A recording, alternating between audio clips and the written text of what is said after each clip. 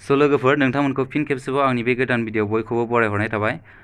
लोगोफोर जोंना UGC नेटनि अनलाइन एप्लाइ लास्ट डेटआ एक्सटेन्ड जाबाय। नोंथांमोना जायफोरा एप्लाइ खालामनो मोनाखैमोन एबा डेट बारग' जादोंमोन बिथांमोना दायो एप्लाइ खालामफिननो हासिगोन।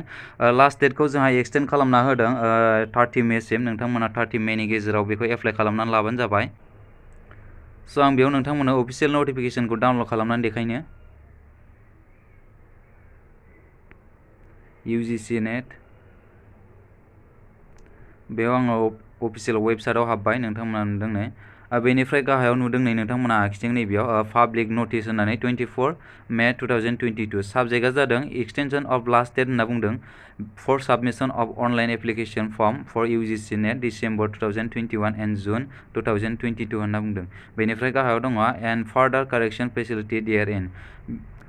नोंथांमोना बेयाव नुनो मोनदों नै 24 मे एबा दिनैनिफ्राय अनलाइन एप्लाइआ सोलिफिनबाय। नोंथांमोना दिनैनिफ्रायनो खालामनानै लाफिनदो। 30 मेनि सिगां खालामनानै लाबानो जाबाय नोंथांमोना, नङाबा आरोबाव डेटआ बारग'लांबावगोन।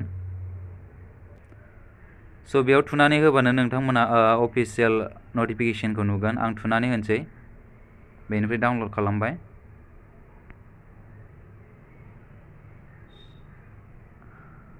बेयाव नोंथांमोना नुनो मोनदों नै NTA एबा UGC निफ्राय फैनाय पाब्लिक नटिस 24 मे 2022 होनना होनदों दिनै फैनाय। स' बेयाव नोंथांमोना नुनो मोनदों साबजेक्टखौ extension of last date for submission of online application form for UGC net December 2021 and June 2022 and further correction facility देयार इन होनना बुंदों। नोंथांमोना गाहायाव नुनो मोनदों नै इभेन्ट्स, बेयाव दङ online submission application form. Earlier date एबा सिगांनि डेटआ जादोंमोन जोंना लास्ट डेटआ 20 मे, 30 एप्रिलनिफ्राय सोलिनानै 20 मेआव लास्ट डेटमोन 5थासिम। बेनिफ्राय एक्सटेन्डेड डेटआ जादों नै नोंथांमोना नुनो मोनदों बेयाव 24 मे 2022 टु 30 मेसिम होनना बुंदों। दिनैनिफ्राय अनलाइन एप्लाइआ सोलिबाय। स' नोंथांमोना लास्ट डेटखौ नेबाय थानो नाङा, 30 मेनि सिगां खालामनानै लाग्रोबानो जाबाय। बेनि उनाव दङ गाहायाव successful final transaction of application fees. Application फिसखौ बेयाव नोंथांमोना नुदों नै 30 मे 2022 आप टु 1150 होनना बुंदों। लास्ट डेटआ जोंना 30 मेनि 1150 सिम थागोन होनना बुंदों एप्लिकेशन फिस पेड खालामनाया। नोंथांमोना बेनि सिगां खालामनानै लाग्रोबानो जाबाय, लास्ट डेटखौ नेनो नाङा। बेनिफ्राय गाहायाव दङ नै कारेक्शन फेसिलिटि। नोंथांमोना 30 मेनिफ्राय 1 जुनसिम कारेक्शन खालामनो हागोन। बेयाव नोंथांमोना नुनो मोनदों नै 9थासिम थागोन, बियो मोनानि 9थासिम थागोन। स' नोंथांमोना जायफोरा अनलाइन फर्म फिलआप खालामनायाव गोरोन्थि खालामदोंमोन बिसोरो दायो कारेक्शन खालामफिननो हासिगोन। नोंथांमोना गाहायाव नुनो मोनदों नैबाव नै एनेक्सार 1आव for candidate who have verified Aadhaar, जायफोरा आधार होदोंमोन बिथांमोननि थाखाय मबाइल नाम्बार, इमेल एड्रेस, बेनिफ्राय पार्मानेन्ट एड्रेस एन्ड करेसपन्डेन्ट एड्रेसा सोलायजानाय नङा। बेनिफ्राय गाहायाव दङ no changes allowed in candidates name, date of birth and gender. नोंथांनि नेम, बेनिफ्राय डेट अफ बार्थ, बेनिफ्राय जेन्डारा सोलायजानाय नङा होननानै बुंदों। बेनिफ्राय गाहायाव दङ नो चेन्ज एलाउड इन फट', नोंथाङा फट'खौबो सोलायनो हानाय नङा।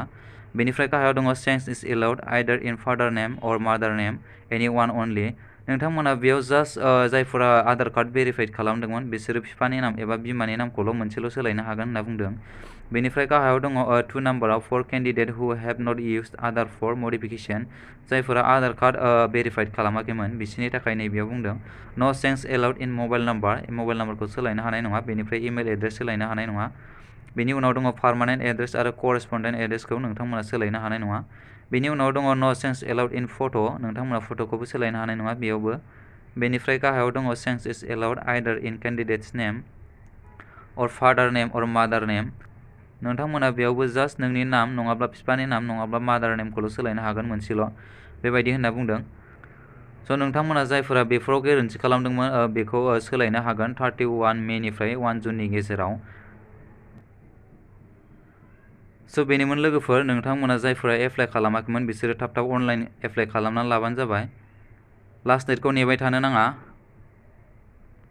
स' बेखिनियानोमोन लोगोफोर। नोंथांमोना भिडिअखौ नायनानै मोजां मोनदोंब्ला अन्नानै लाइक, शेयार, कमेन्ट खालामबानो जाबाय। बेनिफ्राय नोंथाङा चेनेलाव गोदानब्ला अन्नानै चेनेलखौ साबस्क्राइब खालामबानो जाबाय। स' गोजोननाय थाबाय बयनिसिमबो। Thank you.